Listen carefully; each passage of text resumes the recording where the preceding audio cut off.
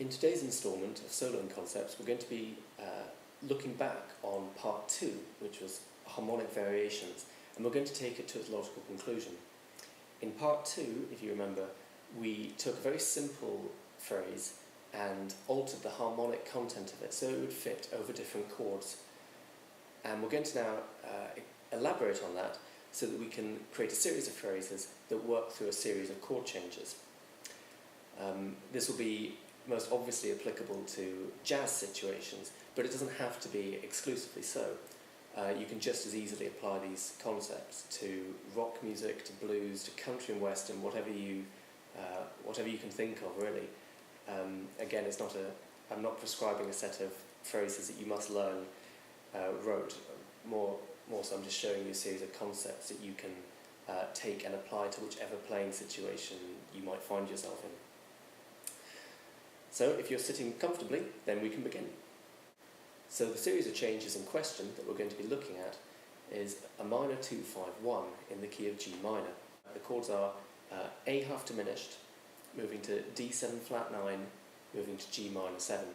So the basis of this will be, you could essentially play through this using the G harmonic minor scale for the first two chords, and then switch to G Aeolian or G Dorian for the G7, G minor 7. But that's a very specific form of improvisation, very scalar, linear approach, which suits some players. But what you might find is that some players prefer to use a sort of intervallic or an arpeggio-based approach, chord-based approach, or pentatonic approach, and so on. There are lots of different ways of doing it, and we'll look at each of those in turn over the next few lessons. But for now, what I'd like to look at is taking a chord-based approach. So we'll be using the constituent notes within the chords and filling in the gaps. Really, we're not so much thinking chromatically or thinking in terms of outside playing as such, as we are just really we're just connecting the dots between the chords. So here's a look at the chords we're going to be using: A minor 7 flat 5, D7 flat 9, G minor 7. Okay, and for the purpose of the rhythm, we'll play them in that inversion, but you can, of course, use them in any inversion, whichever one is most suitable. And now here's the phrase that we're going to be applying over each of those chords. So we're in the 7th position, and over the A minor 7 flat 5, we play this phrase, starting on the 4th string.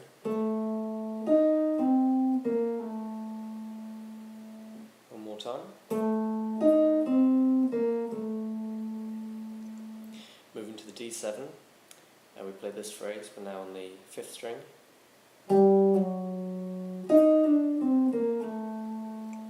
One more time.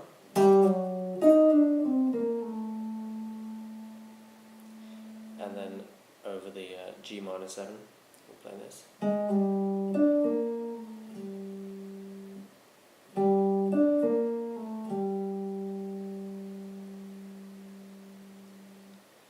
Okay, so you may notice I'm sliding into those phrases using approach notes, and that's something that's worth getting a feel for. There's no real theoretical significance to it. If it I'm just going by the maximum. If it sounds good, I'm using it. So once again, starting on the A minor 7 flat 5.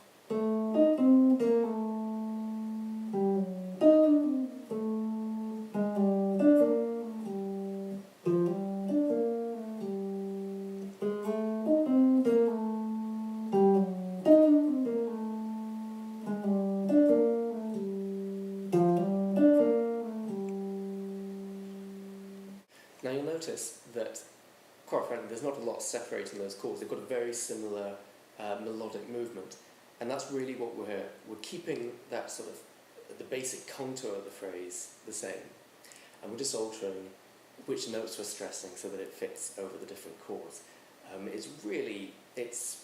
It's laziness in action, and it gives us a very good reason to learn a bit of theory and use our ears when we're playing. Because really it's the path of least resistance. You don't have to be thinking in terms of scales, you don't have to be thinking of any of that. If you see the chord, you can essentially deconstruct the chord, play the constituent notes, and it's how you phrase them that creates your own melodic statement. Don't forget, jazz improvisation is essentially remelodicizing a standard. It's not about playing flashy substitutions or outside lines or any of that sort of thing. It's essentially, at its absolute core, it's melody.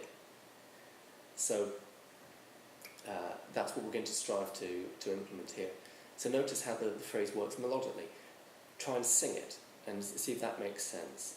Even before you try and work out how it works harmonically, just sing it and hear how it connects. And that should give you a very good idea of how you can practice this yourself. One of the finest exponents of this sort of playing, if you're new to the jazz playing, and especially if you're an electric guitarist and you're trying to get into that sort of approach, but you don't know where to start, my favourite for this sort of playing is undoubtedly Jim Hall. He's just such a melodic, sort of tasteful, laid-back player with just really nice feel and a very intelligent approach to this sort of playing. And what he'll essentially do is he'll just play a phrase and listen, and you can almost hear him listen to what he's going to counterpoint it with.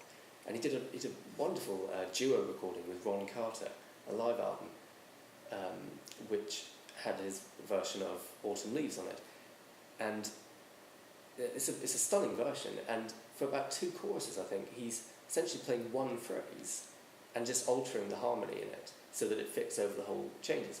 And he just developed it from there, and then only after about 2 choruses of that does he go into a scalar-based line. And it's wonderful. It almost sounds like an exercise if it wasn't so tastefully done.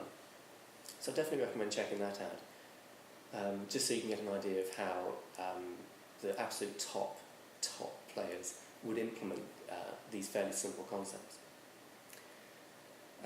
But for now, what I'm going to show you is the way I would practice this, where we're going to take that 2-5-1 progression, and I'm just going to play it through once, just playing the rhythm part, and then I'm going to play the line over it. Now, because I'm playing it by myself, you'll have to imagine the chord progression, but hopefully the line is melodic enough that it indicates what it's played over.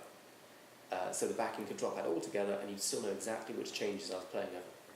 I'll then go back to the rhythm part and then back to the line, and I'll then pretend I'm playing Autumn Leaves and then carry on into the chord sequence, and it will fade out and it will look like I've been playing it for hours and hours and hours, when in reality I played it for about a minute. So without further ado, here's the chord progression followed by the line.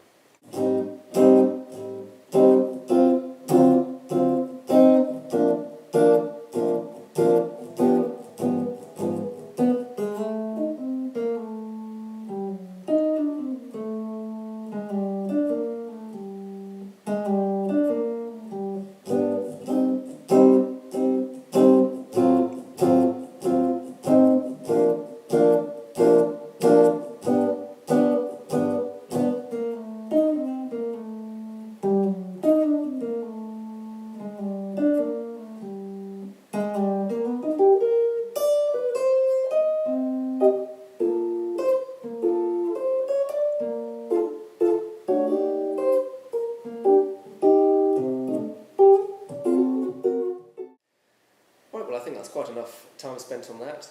As usual, take it away, develop it, listen to other players, and just try and hear where they're using these sorts of ideas, and apply these concepts to your own playing, to your own practice, and most importantly, have fun with it and enjoy this. This should be entertaining, and if you feel so moved to do so, do let me know how you get on. And I do hope you enjoyed it. Thank you very much for watching.